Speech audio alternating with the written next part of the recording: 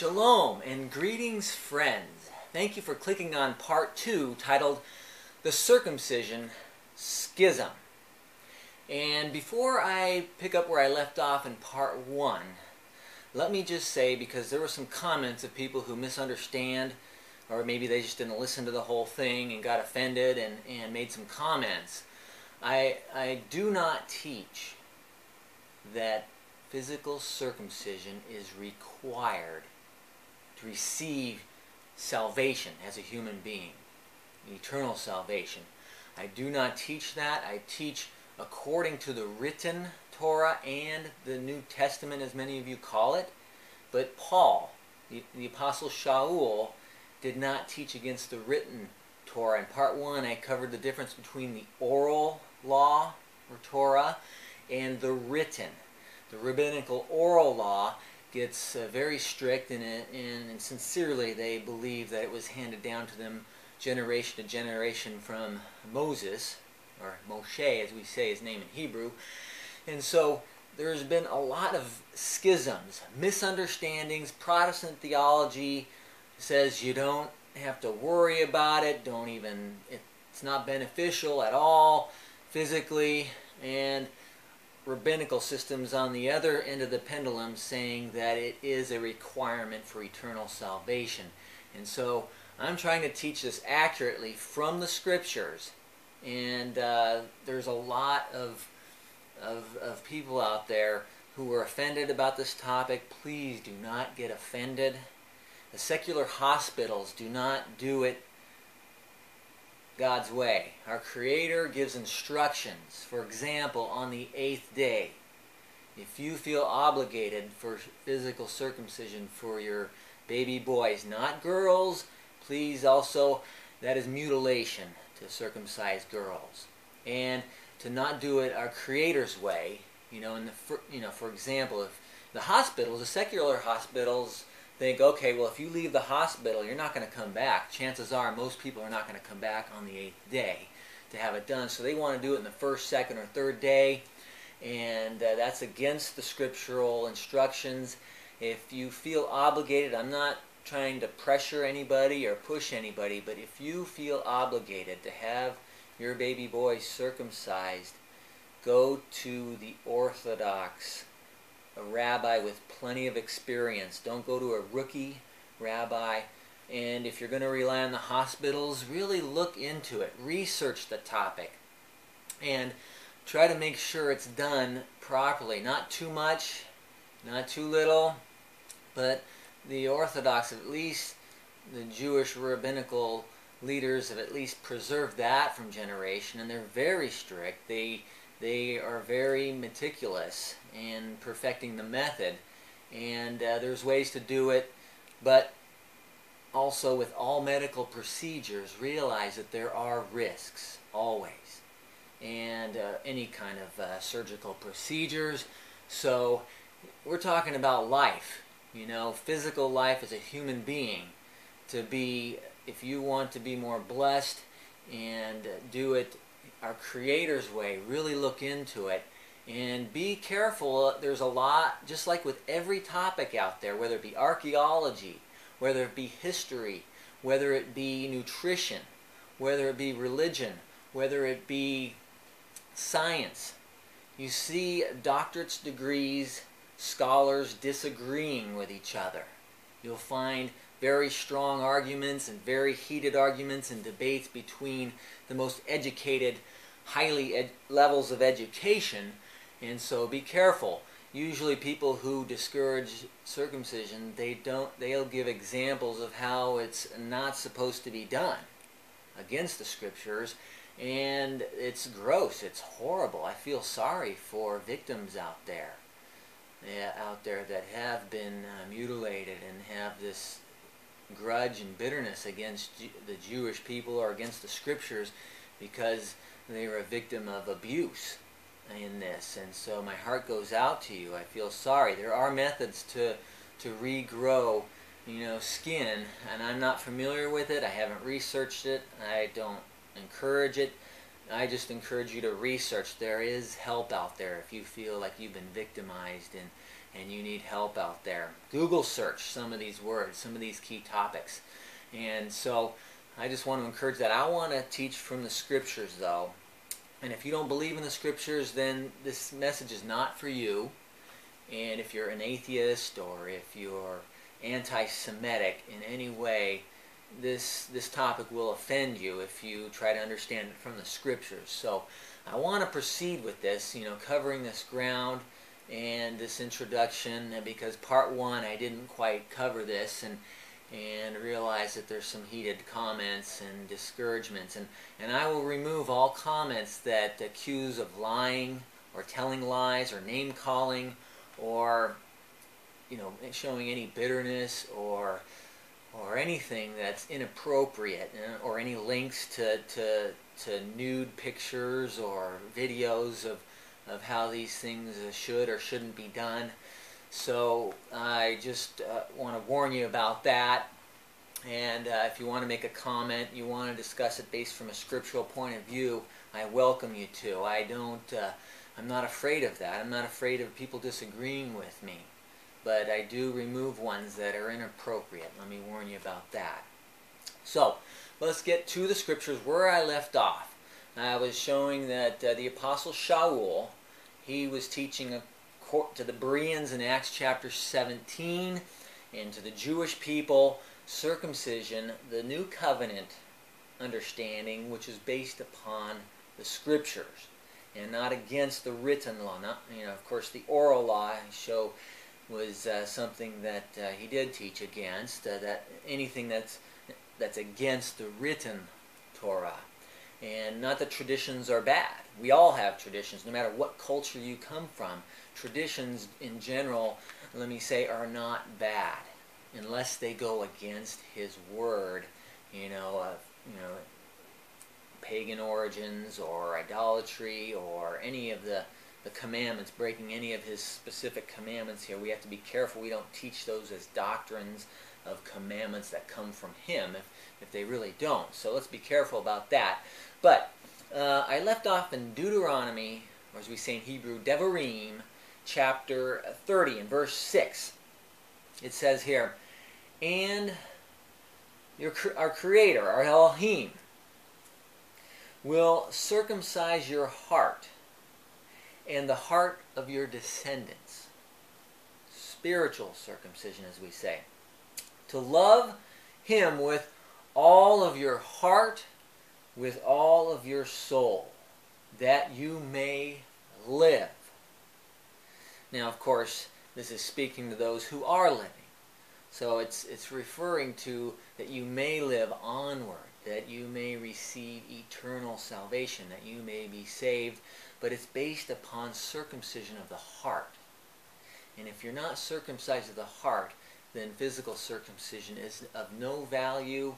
It is, spiritually speaking, and this is what we'll get into with Paul's writings, Shaul, in a little bit here. But I'm teaching based upon what he taught, and he taught from the Scriptures. Now let's go to chapter 32. We need to teach this accurately. If you're an Orthodox Jewish rabbinical leader or any Jew out there, I want to encourage you to do it our Creator's way and understand this from the proper understanding, because if you don't, He will use a rebellious nation. He will use us Gentiles, as it says here in Devarim 32 in verses 21. It says, "They have provoked me," our Creator speaking, "they have provoked me to jealousy by what is not me. They have provoked me to anger by their foolish idols," or anything that puts anything above Him or equal to Him. "I will provoke them to jealousy by those who are not a nation. I will move them to anger by a foolish nation." And of course, He will raise up stones if He has to, even if we foolish ones out here do not do it. If nobody will do it, He will resurrect and raise up whoever He wants to, whatever He wants to, So let's really make sure we understand this from the scriptural point of view and not get overly dogmatic about ambiguous teachings or doctrines that are not specifically found in here. Now, let me also say the Abrahamic covenant still lives on today. And so the blessings, the birthright promises are still continuing on today, and that does involve physical circumcision. And we'll see that Paul teaches that it is beneficial. And I'll get to that in a little bit. But let's continue here in Jeremiah, the prophets, because he taught according to the prophets as well as the law, the Torah of Moshe. In Jeremiah chapter 4, and in verse 4, it says, "Circumcise yourself to our Creator." What kind of circumcision is he talking about here? "Take away the foreskins of your hearts," the fleshly parts that are not needed for eternal salvation, the lifestyles that are inappropriate, is what spiritual circumcision is. "You men of Judah and inhabitants of Jerusalem, lest my fury come forth like fire," trials, tribulations, holocausts, "and burn so that no one can quench it because of the evil of your doings." And so we got to be careful, even if our tachanotes, our traditions, are against this word and we're not following it his way, then we are bringing curses on ourselves. Bad fruits will be the results, and we want good fruits. And I don't teach any prosperity gospel that you're going to be a multimillionaire or a millionaire in this physical life just because you're following his instructions, but you will be more blessed spiritually and physically than otherwise, and he's got a purpose and a calling for everybody. And so let's continue here, and also in Jeremiah, let's jump over to chapter 9. And in verses 25 and 26 here, it says, "Behold, the days are coming, says our Creator, that I will punish all those who are circumcised." Circumcised. I will punish those who are circumcised, of course physically, "and the uncircumcised." So both. It says Egypt, Judah. Here we have Egypt and Judah in the same camp here of punishment, whether you're circumcised or not. "Edom and the peoples of Ammon, Moab, and all who are of the farthest corners of the earth, of course, who dwell in the wildernesses even. For all these nations are uncircumcised." Spiritually, he says, "and all the house of Israel are uncircumcised in the heart." So we see, again, if you're not spiritually circumcised, physical circumcision is of no value, and we're going to get to that. We have to understand the foundation of the Scriptures to really understand the New Covenant teachings of the apostles. Now let's jump also over to Ezekiel. We see Ezekiel chapter 44. Now Ezekiel 44, it's after covering the third temple, as many people call it, because it has not been built yet. We have the first temple was destroyed.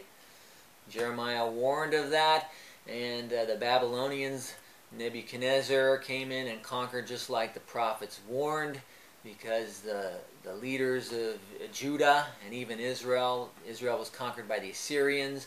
Judah, the two tribes of Benjamin and Levi and Judah were conquered by the Babylonians, and the temple was finally destroyed the first time, and then it was rebuilt by Nehemiah and Ezra, and then that was destroyed in 70 A.D. So Ezekiel talks about a temple in a description that has never been built. And so you either have to conclude that Ezekiel is a false prophet, a crackpot prophet, or that this is a future temple and that the book of Ezekiel is a book of prophecy that has not been fulfilled yet. And I have a teaching on the Ezekiel 33 warning to show that Ezekiel is a book of prophecy. It's not, all been fulfilled yet. There's plenty of evidence, even in the book itself, in the earlier chapters. So this is a future temple that the Mashiach, the Messiah, will be part of, and it may get started before he comes back or comes to this earth, but he will definitely restore all things through it. And in verses, 44, verses 7 through 9, it says, when you brought in foreigners, this is speaking of the future, uncircumcised in heart and uncircumcised in flesh, to be in my sanctuary, to defile it, my house, our Creator's house, is coming back to this earth. It's not here literally now. Jerusalem has not been rebuilt with this, and it's very secular now, of course, and they don't have the Temple Mount and so forth. There's a lot of things that need to be fulfilled for this scriptures here to be fulfilled. He says, this is my house, and when you offered my food, the fat and the blood, and we see that even sacrifices will be restored, not for eternal salvation, but more of a remembrance of what the Mashiach had to suffer. Before the crucifixion, it was a foreshadow of what the Mashiach was going to go through, and apparently it will be permitted in the future. And even the rabbis today don't do sacrifice simply because they don't have the Temple Mount. The Shekinah glory is not there as it was in the past. It is left because of the abominations of Judah and Israel. But it will come back here, as we see, not just in terms of the Holy Spirit, as we have a down payment, or his faithful angels who are ministering and helping out the faithful believers in these times, but it will come in full glory in the future. And that's what this is talking about. I'm jumping into the context of this. The fat and the blood. And when they broke my covenant because of all your abominations, and you have not kept charge of my holy things, but you have set others to keep charge of my sanctuary for you. So here's a warning. Even though our Creator warns us, people still end up not listening. As the first and second temples were destroyed, they didn't listen to the prophets. Verse 9, thus says our Creator, no foreigner, uncircumcised in heart, or uncircumcised in flesh shall enter my sanctuary, including any foreigner who is among the children of Israel.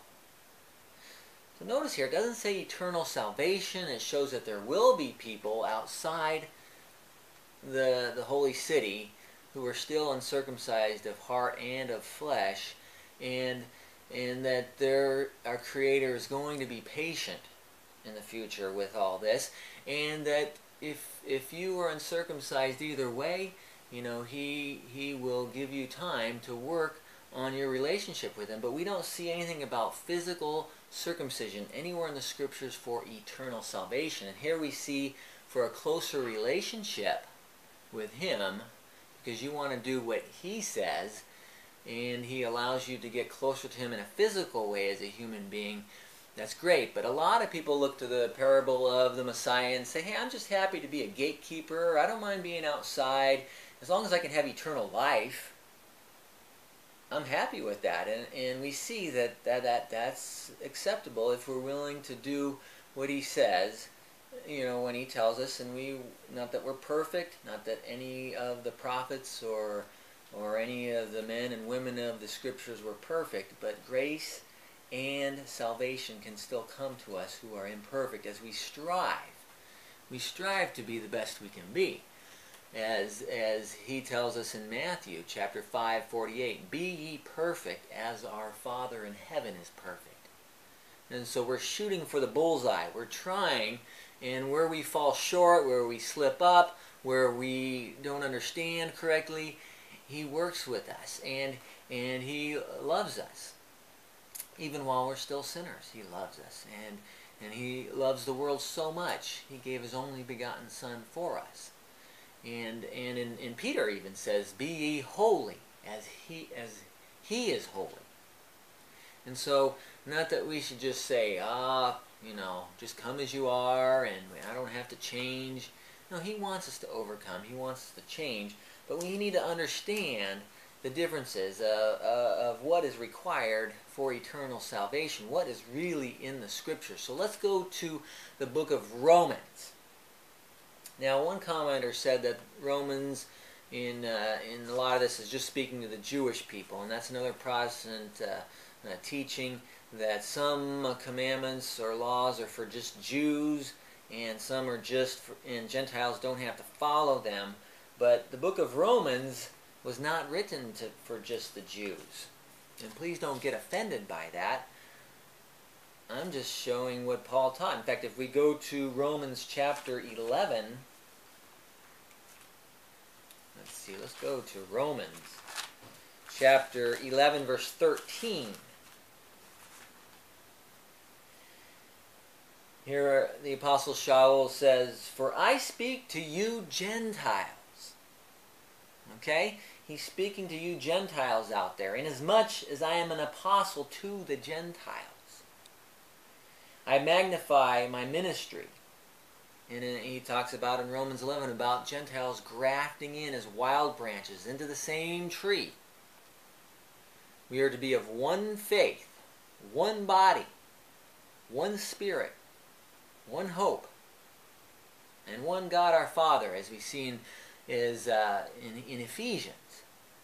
Not to be a schism between Jews and Gentiles, but the same, everything is expected of all peoples. Men, women, you know, some things are referred to men only, like physical circumcision, if you really feel obligated and you want to go that route. But we see that we need to understand Romans was not written to just the Jewish people. In fact, Rome, the city of Rome, is not in Israel. It's not anywhere near Jerusalem. It's in Italy. Of course, the Rome was the capital of the Roman Empire, you know, is a big city. Home of the Greeks. Not home of the Jews. Okay, or the capital. It's not Jerusalem. You know, so Paul was writing to Romans, and of course there was Jewish converts in there that accepted Messiah, but you know, he was an apostle to the Gentiles more specifically, although he did bring many Jews, and he preached to the Jewish people in Berea. We see, as I talked about in part 1 of this teaching. So, let's go back a little bit here. Let's understand this book of Romans, and also in chapter 7. He says, do you not know, brethren, for I speak to those who know the law. The Torah, the instructions, the written ones, not the oral, as I pointed out in part 1 of this teaching, that the law has dominion over a man. Doesn't say a Jew or anything like that, but a man as long as he lives. In verse 2, he even includes women. Okay, it's not just sometimes when you say men or mankind, we refer to men and women as well. So let's understand this properly, and let's go back a few verses here. In chapter 3, in verses 1, it says, what advantage has the Jew? What advantage do they have? Or what profit is circumcision? Physical circumcision. He says, much, in every way. Physically, spiritually. That is, and then back in chapter 2, verse 25, he says it's profitable. I'll get to that in a little bit. Again, not required for eternal salvation, okay? It's talking about the physical blessings that it brings in a physical lifespan. The Abrahamic covenant lives on. Look at the greatest inventors of our society, why we have all this technology, electricity, light bulbs, computers, the most powerful corporations, the founders, Google, Microsoft, IBM. You can go on and on and on. Hollywood, musicians, 3/4 the world-class musicians, even classical music, going back to Mozart and Bach and Beethoven, and even today in Hollywood, regardless of eternal salvation, the Abrahamic covenant has not been obsolete. And neither has the Davidic covenant of royalty, that King David's descendants, going from generation to generation, our Creator's preserved his descendants, and the Mashiach must be of the lineage, the line of David, King David. And that's part of the Davidic covenant that the Mashiach must fulfill, and did fulfill. And so it's important to understand that there are benefits. And this is why in Romans chapter 1, verse 16, the Apostle Shaul says, the gospel is for the Jews first, and then also for the Gentiles. But if the Jews won't teach it accurately or faithfully, and they're going to put their oral law and keep it above or equal, and not fulfill the letter of the laws of Moshe, then he will use the Gentiles also. And we see in the Old Covenant, even the Sinai Covenant, that Gentiles were grafted in. Rahab, the harlot, the Gentile harlot. Ruth, the whole book of Ruth is written on her, the Moabite, who becomes grafted in. And so this is also required of the New Covenant as well, that Gentiles be grafted in. But see, the Jewish people have preserved the holy oracles, as he says here in verse 2, much in every way, chiefly because to them were committed the oracles, entrusted to preserve the oracles of our Creator, the written law. It's not referring to the Talmud or the Mishnah. Those are the writings in the 2nd century of the oral law, all the strict, ultra-strict, ultra-conservative. The fence that was built around the whole Torah is written down, and whatever's in agreement of the written law, of course, is good. 2 thumbs up, all thumbs up. But what is against or not, clearly expounded upon properly, we need to realize that they're commandments of men. So, as we see in the scriptures here. But let's understand that there is advantages to circumcision, but it seems like Shaul contradicts himself in 1 Corinthians chapter 7, verse 19. So let me go back to that. Here he says in 1 Corinthians 7:19, circumcision is nothing, and uncircumcision is nothing, but keeping the commandments of our Creator are what matters. So why does he say it's nothing here? Over in Romans he says that it is profitable. Well, the only way to really understand Paul properly here is sometimes even we as humans emphasize things differently over on this day or this time in this discussion, and over here we are emphasizing something a little bit differently. And have you ever been misquoted accurately but misunderstood, and people say, well, you're contradicting yourself? Well, that's what a lot of people, they don't understand Shaul here. He's saying circumcision is nothing and uncircumcision is nothing. His emphasis is on eternal salvation, receiving that as a human being while you're still in the flesh, that you can receive salvation and the gift of life in a very special, meaningful way. And he also points out that we can become disqualified, we can fall from grace, and we got to be careful about that. But, we can receive these things, but keeping the commandments of our Creator is what matters. So, over in Romans, he's talking about physical circumcision, for physical blessings, but over in 1 Corinthians 7:19, he's saying it's nothing in regard to eternal salvation, and that is according to the written law that I expounded upon. In part 1 of this video teaching, and continuing in part 2 through the books of Devarim, Deuteronomy, Jeremiah, Ezekiel, and so forth. So let's go back to understand this properly, and going back to Romans chapter 2. Now in verse